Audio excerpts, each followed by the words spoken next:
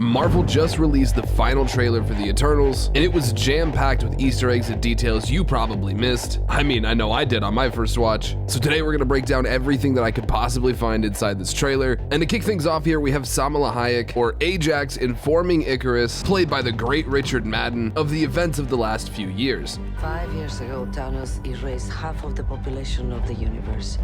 But the people of this planet brought everyone back with a snap of a finger. Now, what's interesting about this to me is that he should know most of this. I mean, even though they weren't supposed to be involved in human events, they definitely lived on the planet, right? So I'm gonna come out of the gate swinging and say that I think some of the Eternals have been asleep, or at least not conscious as the Eternals, for some period of time. Because there's no way in hell he does not know about Thanos and the snap and all of that. At least not if he's been coherent. Something else I want to note about the scene is when she arrives, he's actually standing outside already. Now, could it be something as simple as a phone call ahead of time? Sure. Would I like to think that there's some cosmic link between these two? Absolutely. I mean, it just makes sense, right? They were all made by the Celestials anyway, and more on them later in the video, but they should all be linked in some way or another. Which brings me into the next Easter egg, which is that when Hulk snapped everybody back, it looks like he caused a tidal wave of energy that woke up the dormant deviants hiding beneath the surface of the Earth that have apparently been there for like 7,000 years, which would put the Eternals showing up, if we're following the timeline here, 1,500 years before any settlement, any people were doing anything of note in human history at all.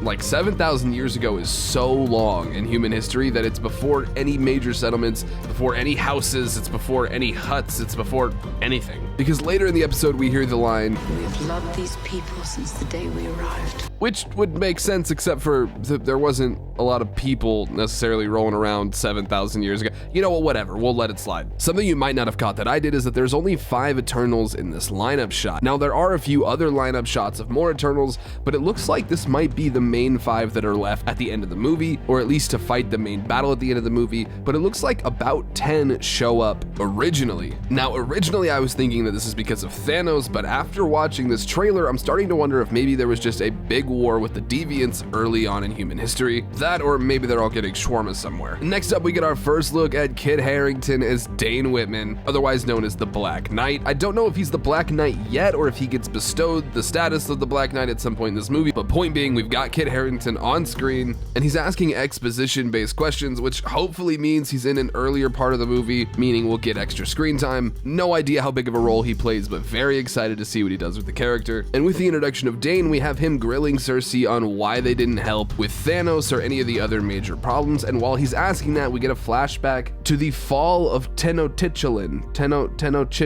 I don't know how to say this, but it's the fall of the Aztec Empire. This took place in like 1520 or so, and you can see it's pretty much directly ripped from these pictures. And then we get what looks like a silhouette of Icarus standing over watching. I can only imagine how hard that was for them, considering how much they're supposed to love humanity. I'm sure that'll play out in this movie and we'll get to see some of that. My thought is that we might even get an internal fracture between the Eternals, some of them being on the front of, hey, we should help, and some of them being on the front that, no, we should do what the Celestials told us to do. And with that, we actually got the reveal of the Celestial for this movie. Now, we have seen Celestials before in the MCU, but this is a pretty big close-up, and considering the fact that we still don't have any main antagonists revealed yet, aside from obviously the Deviants, I'm really hoping there's some sort of bigger cosmic narrative. I really love the MCU stories that are small and tight, but I would be lying if I said I wasn't ready for some big world-building action.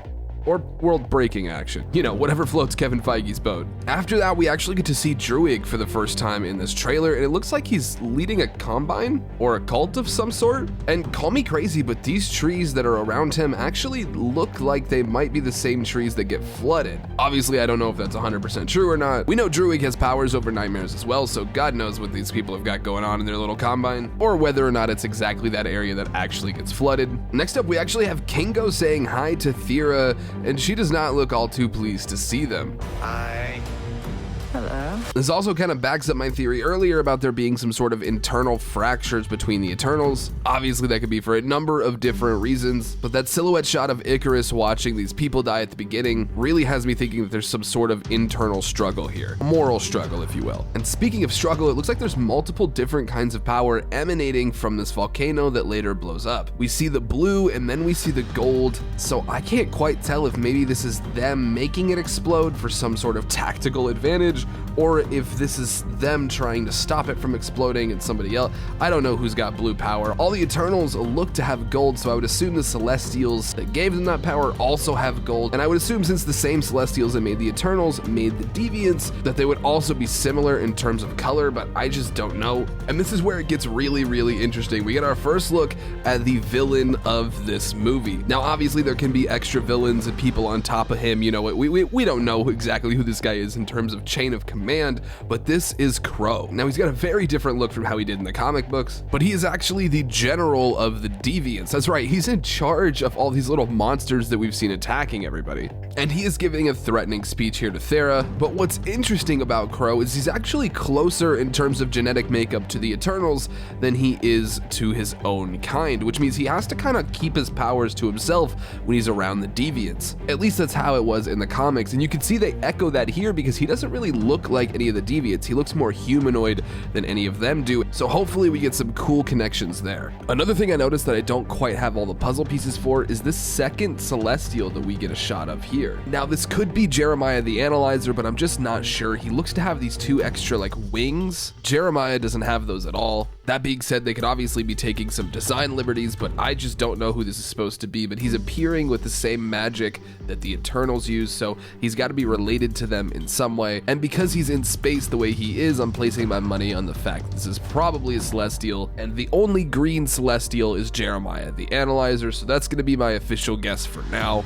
But Crow is also the same kind of colorway, so at the end of the day, this could be him, and we just don't know it yet. Now, something else I noticed that I just could not for the life of me figure out is these Nordic runes that appear all throughout the trailer. Believe you me, I sat here looking at how to read Nordic runes for like 50 minutes and I couldn't figure any of it out, really. It could mean everything from like there's a big challenge coming with gods, which I mean sounds kind of on the money, to like weird strings of letters that don't make any sense by today's standards. In all reality, this could have just been an editor trying to add some stuff to make it look old, just to give it a little bit of pizzazz, a little salt. But quite frankly, I'm just not experienced enough with these runes to know if they actually have some sort of deeper meaning to them. I'll leave that up to you guys in the comment section down below. I'm sure we've got some experts. Honestly, I can't believe how excited I am for this movie. Obviously, we're always excited for everything Marvel here, but this Eternals movie has the look and feel to it that Avengers 1 did back when it first came out. Obviously, you could say that because it's an ensemble movie, but it just looks like it's going to be huge for the genre and open up all kinds of doors. And I, for one, can't wait to see where all those doors